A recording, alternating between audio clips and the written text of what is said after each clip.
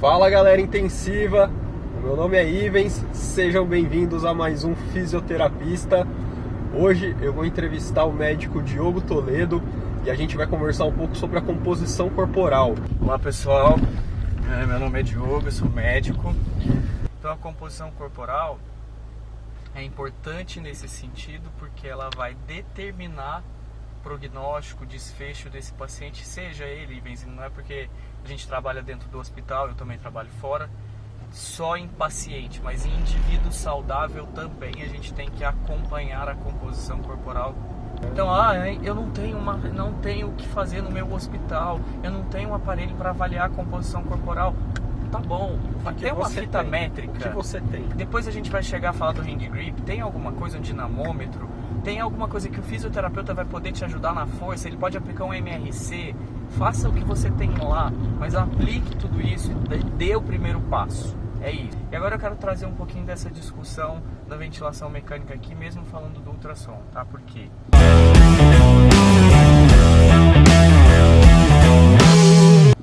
O diafragma é o quê? Nada mais é que um músculo. Pois é. Então, pessoal, quem estiver aí acompanhando a gente, lembrem que o diafragma é um músculo. E que tipo de fibra que mais contém no diafragma? Tipo 1 ou tipo 2? Há uma controvérsia. Tô colocando itens aqui pra... Há uma controvérsia, porque na verdade é bem meio a meio isso aí. É bem meio a meio mesmo. Mas e quando a gente pensar nisso, não faz sentido, Ivens. Ari, você vai ter que assistir esse vídeo. Não faz sentido o Ari defender todas as técnicas de recrutamento alveolar se ele não pensar que o músculo, e o diafragma é um músculo, porque você vai ter que reabilitar ele de uma maneira e eu vou ter que dar proteína para ele de uma maneira. E se a gente agregar isso a um método de recrutamento que o Ari tenta provar qual que é o melhor cenário para desmamar esse paciente da ventilação mecânica, não vai fazer sentido. Porque eu estou falando de um músculo. Pode colocar ou expor qualquer tipo de recrutamento que tiver, que se o diafragma como músculo não tiver reabilitado do ponto de vista de fisioterapia e do ponto de vista de estratégia nutricional, ele não vai sair do ventilador. E eu não quero brigar com o intensivista e falar que a nutrição é mais importante, porque não é. Ela é em conjunto com o recrutamento, em conjunto com a reabilitação, sim, eu tenho um resultado. É isso. Vou jogar mais uma lenhazinha nisso. Entrevista o Ari. Quando você recruta o paciente, no final, qual que é o resultado disso? Uma PIP mais elevada, certo. Na maioria das vezes, nem sempre. Mas na maioria das vezes é para o recrutamento, sim. E aí, quando você coloca uma PIP elevada, que você expande mais esse pulmão, o que acontece com o diafragma? Ele encurta. E se você encurta, como que é para produzir força depois? Pois é, a contração. É muito pior. Então, quando esse paciente começa a acordar que ele vai precisar do diafragma, ele vai ter um diafragma que perdeu fibras, perdeu o número, perdeu o tamanho das fibras e que, além de tudo, agora está encurtado também. E pensando um pouco mais adiante, você pode até tirar o seu paciente, mas a falência que esse paciente possa apresentar é muito maior. A chance é muito maior. Pois é. Voltando então para o ultrassom. O ultrassom, pessoal, é importante, então eu só fiz essa relação porque a gente está comparando isso com o tempo de ventilação mecânica. Eu acho que isso vai ser muito legal, porque se eu no primeiro dia avaliei a espessura, ela tem, vou dar um exemplo, 3 centímetros de quadríceps. Depois de 2 dias ela baixou alguns milímetros, porque não achem que vai baixar em centímetros, vai baixar em milímetros. Sim. Esse paciente eu posso te chamar e falar assim, olha, vamos tentar não baixar mais, porque se esse paciente não perder, ele já está ganhando. Porque o catabolismo é tão intenso que a gente se reforçar essa estratégia mais precoce, isso é muito interessante. Então, quando eu estou falando de um paciente que perde 10% da musculatura dentro da UTI, ele tem uma chance de reduzir a imunidade muito maior. E quando eu estou falando, em vez de um paciente que perde 40% da massa magra, esse paciente ele tem uma chance de morrer 100% das vezes. Numa média, que é o que a média que eu estou vendo no estudo que eu estou fazendo, no estudo previamente que eu já publiquei, e nos outros estudos de ultrassom em UTI, é que essa média varia por dia por volta de 1,5 a 1,7% dessa perda. Então, ao longo de uma semana, esse paciente perdeu 10% da massa magra. Então, isso é muito importante, porque tem muitos pacientes que ficam em jejum muito tempo, que não reabilitam precocemente e esse desfecho e o impacto no desfecho vai ser muito ruim. O ultrassom tem uma desvantagem de não ter esse cutoff. Ele tem uma desvantagem de ser um aparelho um pouco mais caro nesse sentido, mas a maioria de todas as UTIs hoje, mesmo públicas, elas já têm ultrassom à beira do leito para passar um acesso. Então eu posso aproveitar isso, treinar minha equipe para conduzir essa equipe a fazer, então, a realizar a avaliação da massa magra. E como que é isso? Tem um artigo que ele fala o tutorial de como deve ser feito essa avaliação da massa magra. E nesse artigo fala que 6 horas de aula, aula teórica, com anatomia, sabendo esses pontos, sabendo cross-section, entendendo todo esse perfil. Depois de realização em 12 pacientes, você está apto a praticar então a realização da avaliação da massa magra pelo ultrassom. A grande vantagem que eu vejo do ultrassom é ele está cada vez mais emergente, mais point of care, sem invasão, não tem radiação nenhuma, e se você dispõe do aparelho, ele não tem custo. Agora, se não dispõe do aparelho, ele é uma grande desvantagem, que é isso que a gente discute lá no nosso artigo. Edema. Edema no ultrassom é um grande problema. Por quê? Como eu falei que eu estou avaliando a espessura, talvez tenha um edema intramuscular que ele aumente a espessura. Mas aí tem uma maneira pela qual você pode amenizar isso. Se eu estou avaliando aquele paciente com ele mesmo, eu posso interpretar que aquele edema, então, nas outras medidas, se ele se perpetuar, ele também vai ser avaliado. Segundo ponto, se eu fizer a medida do ultrassom com compressão máxima, eu vou estar eliminando esse edema e avaliando somente a massa muscular. Já existe estudo, não existe estudo avaliando, comparando com compressão sem compressão. A gente está nessa linha de pesquisa para tentar trazer isso para vocês também. Mas já existe estudo comparando a espessura com cross-section area. Quando eu comparo um método com o outro, não tem diferença. Eu posso aplicar ou um ou o outro método, que os dois vão conseguir te traduzir essa redução da massa magra. Então, acho que essa faz o resumo de tudo aí do ultrassom. O ultrassom tem uma vantagem também, que por ele ser point of care, você levar ele para a beira do leito do paciente em relação aos outros métodos, porque a perda da massa muscular, principalmente no doente crítico, ela obedece uma curva exponencial. Exato. O que quer dizer? Ela é mais rápida nos primeiros dias e depois ela desacelera. Então, com o ultrassom, assim que meu paciente entra na UTI, eu posso avaliar ele no D0, no minuto zero, se eu quiser. É isso aí. Com os outros métodos, dificilmente eu vou conseguir fazer isso, porque meu paciente não vai ter estabilidade para ser transportado, não vai ter condições. Enfim, eu vou perder 3 dias, onde meu paciente já perdeu aí 2% quase de massa por dia, e aí eu já não sei mais qual que era realmente a massa inicial do meu doente, né?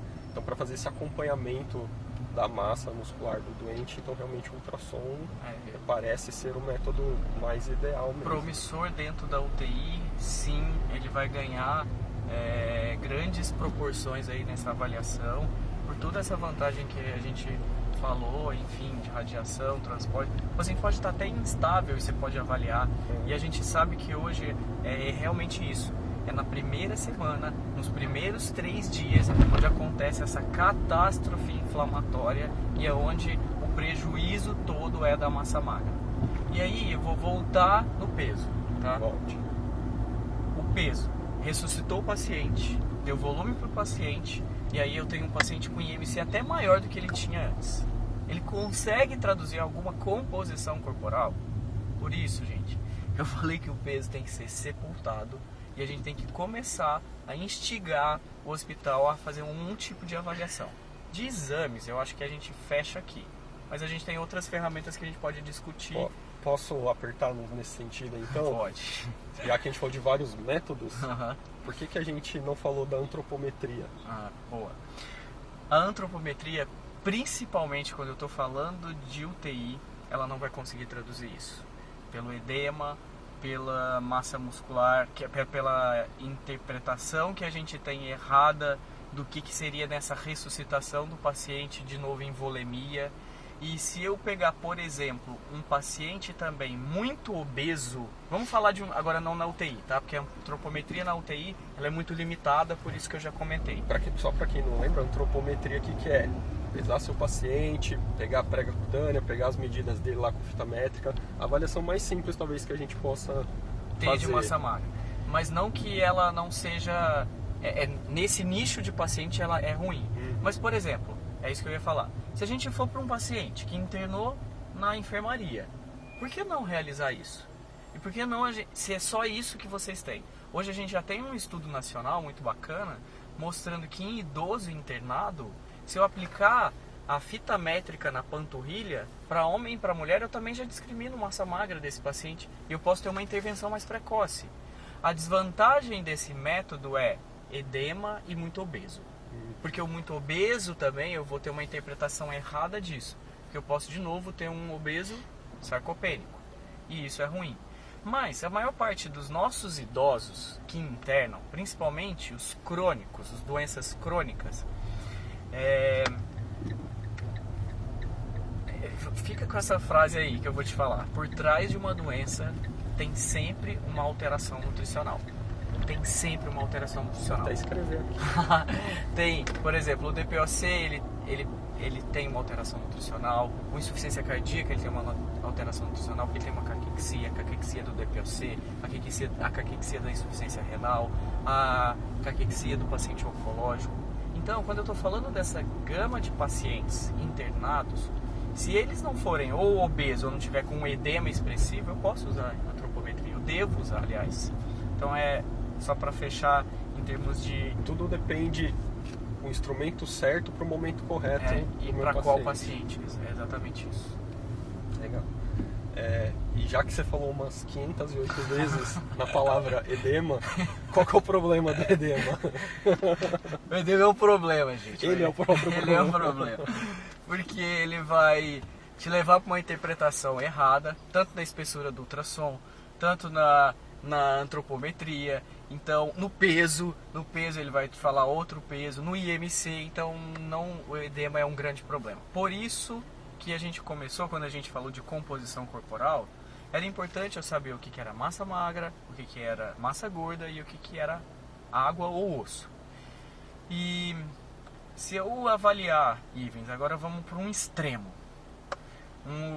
Lembra do Ronaldinho quando ele fez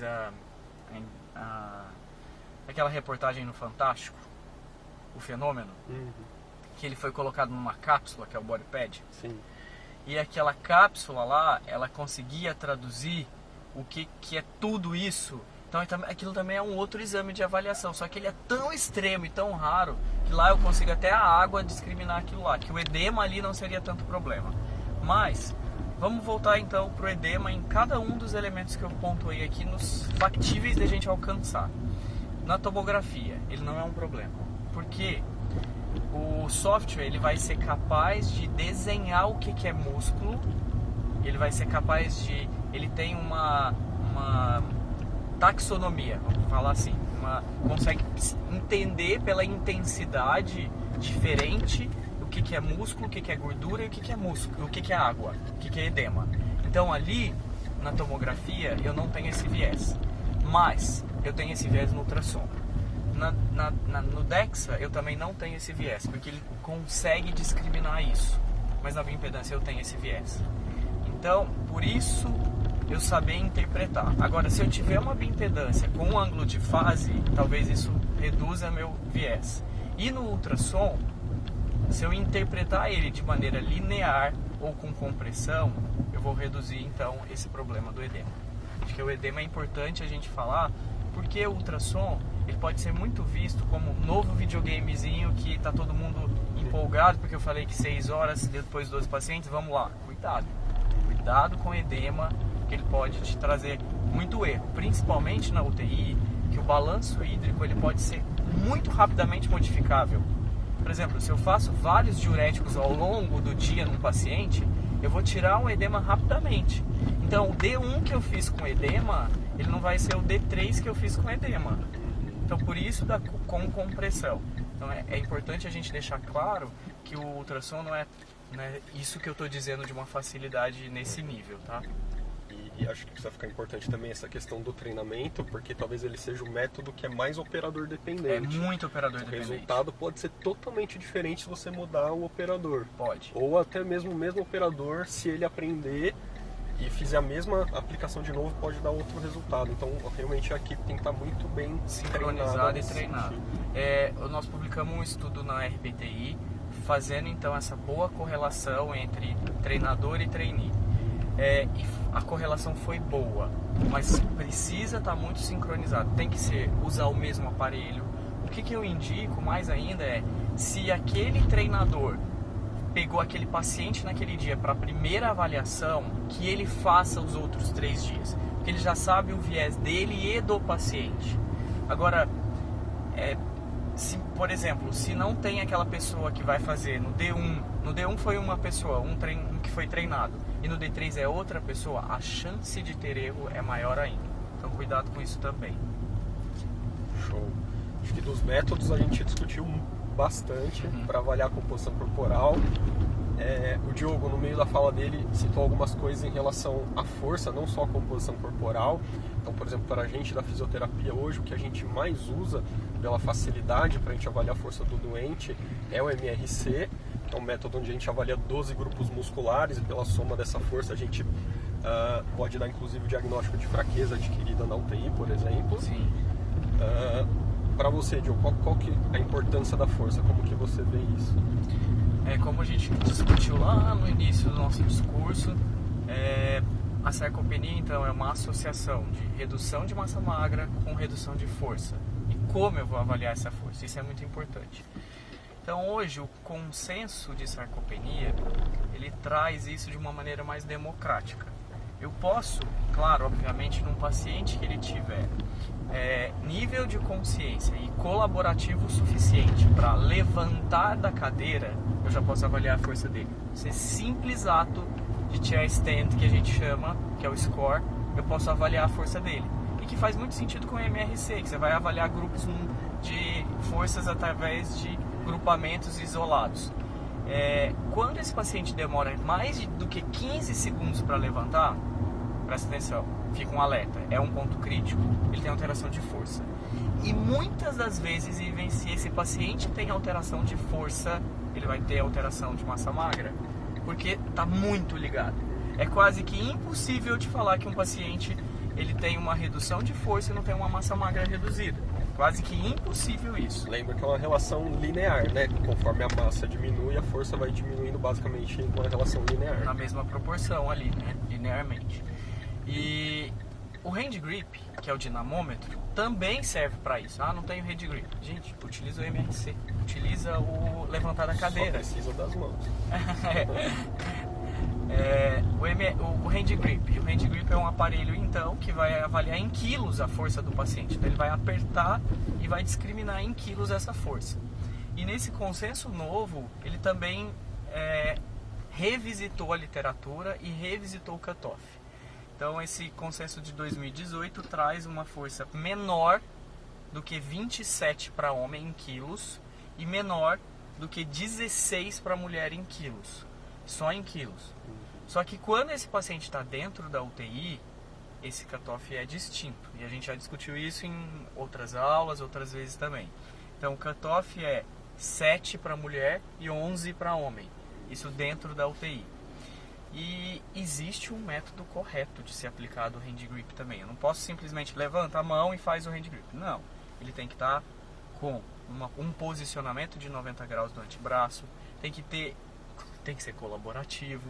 Então, se eu estiver falando de um paciente com nível de consciência rebaixado, um paciente que não é colaborativo, eu não vou conseguir ter essa interpretação. Não é fidedigno. Não é até mesmo um paciente em delírio, ele pode até conseguir executar, mas o delírio é suficiente para atrapalhar aquela execução e que você não vai se balizar pelo resultado, então, do hand grip nesse sentido.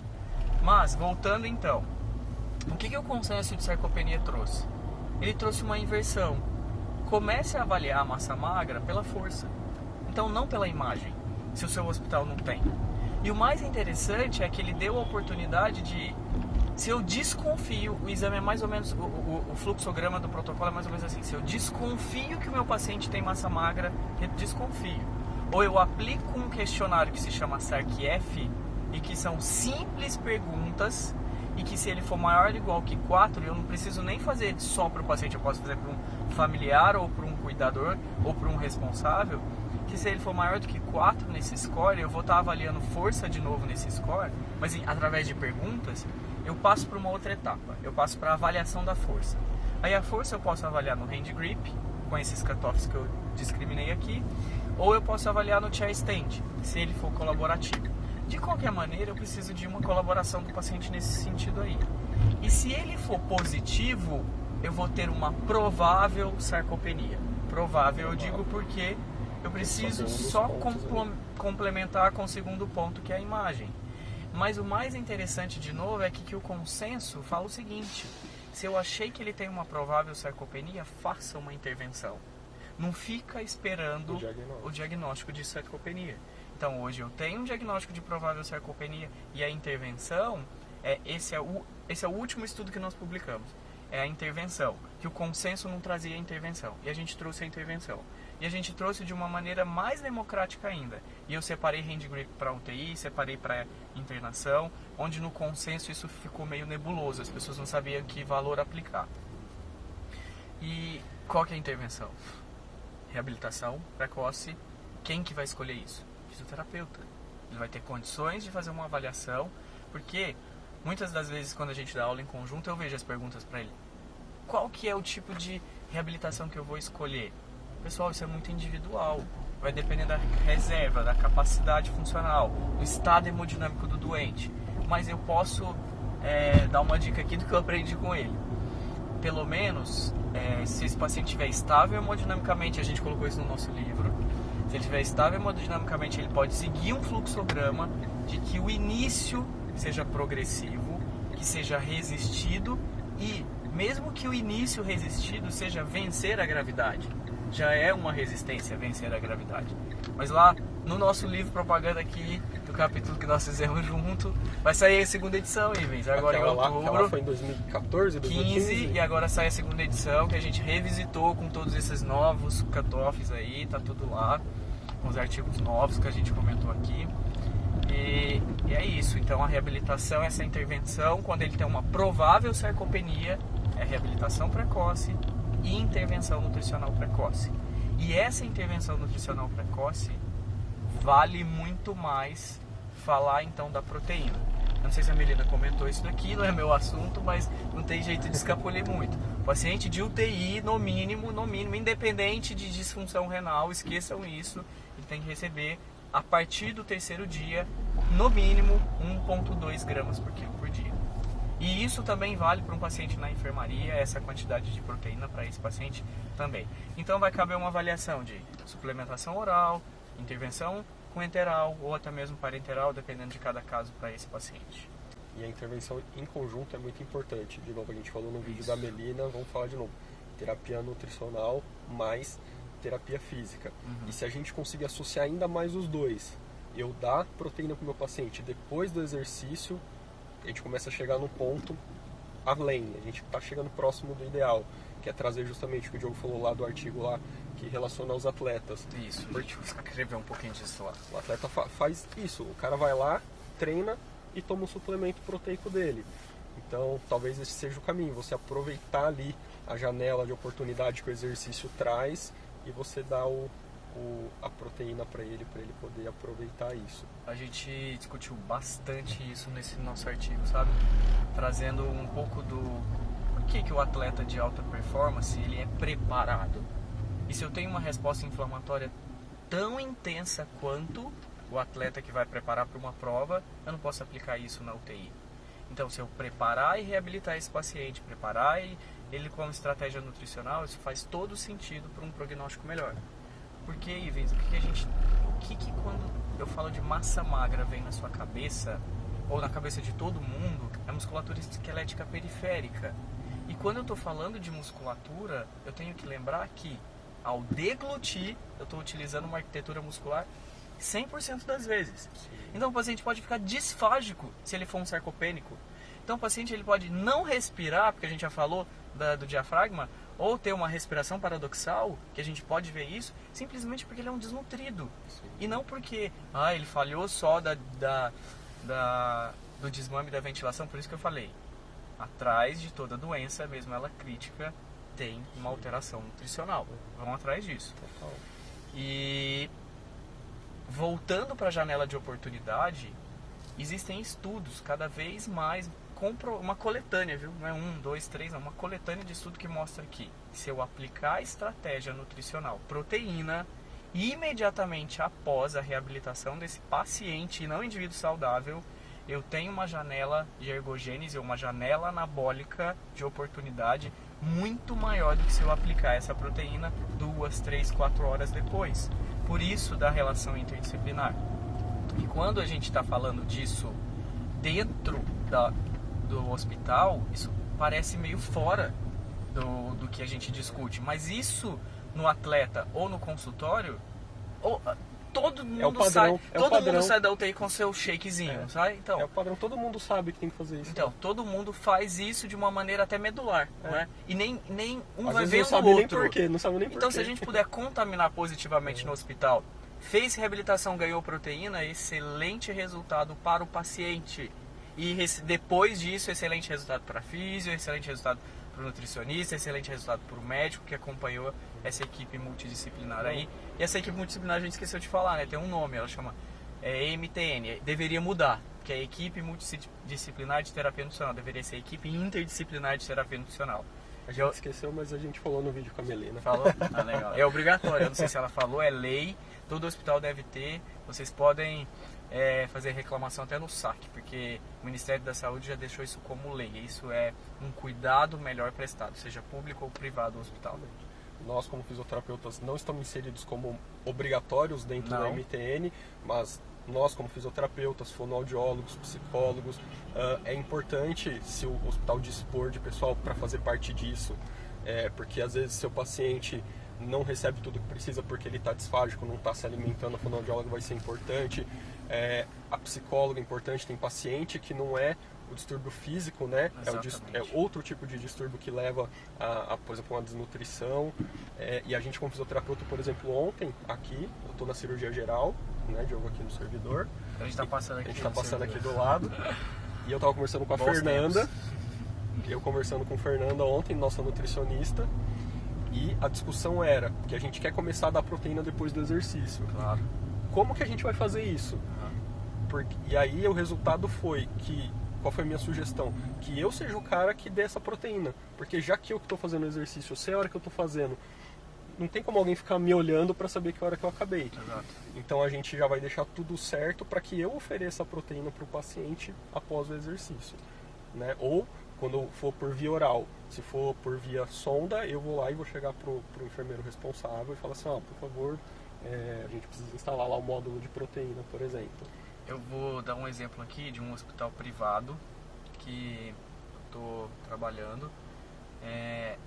A gente fez com que o paciente fosse empoderado disso. Claro, perfeito. Pessoal, mas é distinto. Eu estou falando que eu estou numa ilha. Cada um tem, eu enxergo aqui no servidor que esse tem que ser o caminho para vocês, porque a gente tem que também entender que o nível socioeconômico e cultural do paciente, às vezes, ele não consegue ter esse entendimento, tá? Então, por isso que vai caber a estratégia para cada lugar. É um hospital novo aqui em São Paulo, sem fazer propaganda. Não é um hospital antigo, não é um hospital já desses antigos, mas é um hospital que acabou de ser inaugurado. Só não posso fazer o merchan. Onde o paciente... Só vou falar de como a tecnologia pode ser... ajudar, engajar o paciente e a recuperação dele. Então ele entrou no hospital, ele ganha um tablet que a gente chama de Smart. E nesse Smart, Ivens, ele vai, por exemplo... Qual que é então o seu schedule? Qual o seu programa do dia? Então eu tenho um antibiótico para receber a tal hora, eu tenho uma fisioterapia a tal hora e eu tenho um suplemento a tal hora. O que acontece? Ele anda com o tablet dele e ele foi explicado, empoderado para ele se engajar no processo de fiscalização do próprio tratamento. Então chegou o momento do antibiótico, vamos falar de antibiótico, não só disso. Piscou a luz que a enfermeira ou o técnico não foi lá colocar. Opa, aconteceu alguma coisa. Ele vai lá e vai fazer um remoto com o enfermeiro que está lá no posto falando assim, oi, meu antibiótico está piscando aqui e não veio.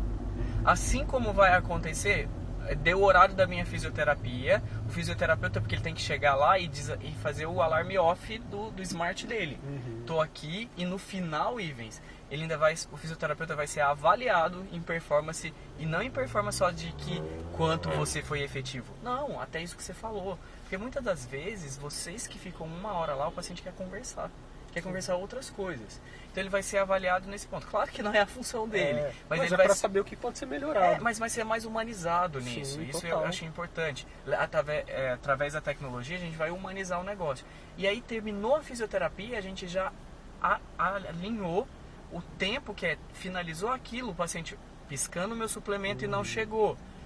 Onde que eu tenho que entrar em contato com a enfermagem ou liga direto na nutrição, porque ele faz o call direto. Então, a gente vai empoderar o paciente, mas é só um parêntese de como a tecnologia poderia ajudar. Mas isso é perfeito. Se a gente tem à disposição, por que não usar? Exato. Fazendo o paralelo agora, o Diogo mostrou a tecnologia na forma de um equipamento. Lembra que tecnologia pode ser a melhora do processo também. Com certeza. Então, o que a gente está tentando fazer aqui? De novo, eu conversando com o Fernando, a gente está tentando criar uma folha para a gente tentar entender o quanto o paciente, porque não adianta só você oferecer lá também a comida para o seu paciente, o quanto ele está realmente consumindo daquela comida. Exato.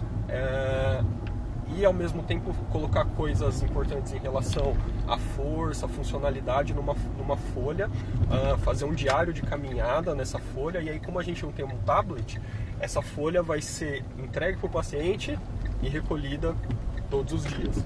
Então assim, a gente não tem um equipamento para fazer isso, mas a gente está tentando criar um meio de tentar entender melhor o que está acontecendo com os nossos pacientes, porque a gente quer fazer, mas também não adianta só querer tentar entender o quanto a gente está conseguindo e ver o retorno disso com o paciente, né? A opinião dele sobre tudo isso também. Envolver o paciente nesse recordatório que vocês estão falando é sensacional, é o caminho. Você ter o paciente e a família engajado... É o caminho. E é a palavra hoje que eu digo para vencer obstáculos, chama engajamento. Você engajar a fisioterapia e falar para ela da importância da nutrição, você engajar a nutrição e falar para ela a importância da fisioterapia, e você engajar o médico da importância da interdisciplinaridade, tirar um pouco do ego disso e engajar o paciente, resolvemos os obstáculos. Engajar é a palavra definitivamente em melhoria de processo. Perfeito. Pra gente começar a fechar aqui então, já viu... Você assiste pouca TV que eu sei, mas você já viu lá o quadro? Sabe? Eu sei, você me fala, pô. O quadro da Globo, que é o Brasil que eu quero, você já viu isso aí? Já, isso eu já vi, pô. Então, aí eu quero que você fale, dentro de tudo isso que a gente falou sobre composição corporal e tudo mais, o que é o que você quer, o que você espera pro futuro disso aí? É que eu quero, pessoal, eu aprendi num curso que eu fiz que me deixou muito impressionado. Do que a gente está discutindo aqui, Ivens, sabe quanto o nosso amigo que está lá do lado vai absorver de tudo isso? O quanto ele vai absorver? Pouco. 6%. 6%. Se a gente puder reforçar isso cada vez mais e falar cada vez mais, vai ser bom para quem? Para o paciente. Porque o que a gente está discutindo aqui é para o paciente. O que a gente está discutindo aqui é qualidade de vida. É isso. Qualidade de vida significa, de novo, o quanto eu vou devolver esse paciente depois da alta para ele retornar, para socializar, para ir no supermercado, para colocar um prato no micro-ondas, para ele voltar ao seu estado muito próximo do que ele entrou. Então, vai depender de você que está escutando isso, colocar em prática o que a gente está falando aqui. E infelizmente essa absorção é de 6%. Então, se vocês puderem replicar isso no seu hospital para melhorar ou devolver a qualidade de vida para o paciente, porque hoje não tem o que discutir essa sensação de o quão você contribuiu para isso, o quão isso foi bom para o seu paciente. Isso hoje eu levo até para as minhas publicações. Eu não quero mais publicar por publicar. Eu quero publicar se vai modificar alguma coisa. E não estou fazendo nenhuma demagogia ou ser nada além aqui não, porque o Ivens me conhece e a gente está tentando modificar isso. A gente jamais falou de tão relevante isso antes de composição corporal no hospital aqui no Brasil. A gente nunca falou dessa importância da fisioterapia com a nutrição, do quão reabilitar o paciente precoce é importante. Então, se absorver mais do que 6%, eu já estou muito feliz com o nosso bate-papo. A gente vai colocar em prática, viu, pessoal? Nós já paramos e a gente vai começar a correr aqui no parque. A gente chegou aqui já no Ibirapuera, a gente vai correr. Vamos fazer imagens, vou botar aí no vídeo pra vocês verem que é verdade. É verdade. Aqui é transparência, pô. Aproveitando, Diogo, faz o convite pessoal pro Congresso da Braskem. Pessoal, 20 a 23 de outubro, a gente vai estar discutindo tudo isso daqui. Músculo, qualidade de vida. Seja o paciente dentro do hospital, seja o paciente fora. Com o Guilherme na parte de exercício, com os nutricionistas, o Ivens vai estar lá com a gente, com fisioterapia. Tudo isso de uma maneira interdisciplinar. Eu gostaria muito que vocês participassem desse congresso. É um dos maiores congressos que a gente tem de nutrição no país, vai ser em Foz do Iguaçu. E a gente vai contar com várias pessoas aí que estão tentando lutar ou modificar essa causa. Para modificar essa causa a gente tem que dar um passo. Que é o que ele falou, está na sua mão. E a gente pode modificar isso. Tem vaga no avião ainda? Tem vaga no avião, vocês podem vir com a gente já vai começar a falar sobre o congresso no voo. Vai ser um voo fretado e a gente vai falar de sarcopenia no avião, coisas novas lá no avião. Show. Diogo. Obrigado demais. Aí. Valeu. Se o pessoal quiser entrar em contato com você, onde que te acha? Redes sociais? Minha rede social é mais pessoal, mas a gente pode discutir lá. No Facebook é Diogo Toledo e no Instagram é @ToledoDiogo. E quiser me mandar um e-mail também para discutir, você pode deixar aí disponível. Meu e-mail é Diogo O de Oliveira, então diogootoledo@gmail.com. Show de bola. Vou deixar tudo aí na tela para vocês. Vou deixar também o da Braskem, onde vocês conseguem lá mais informações. Isso aí. Valeu. Valeu, obrigado, até mais, galera. pessoal.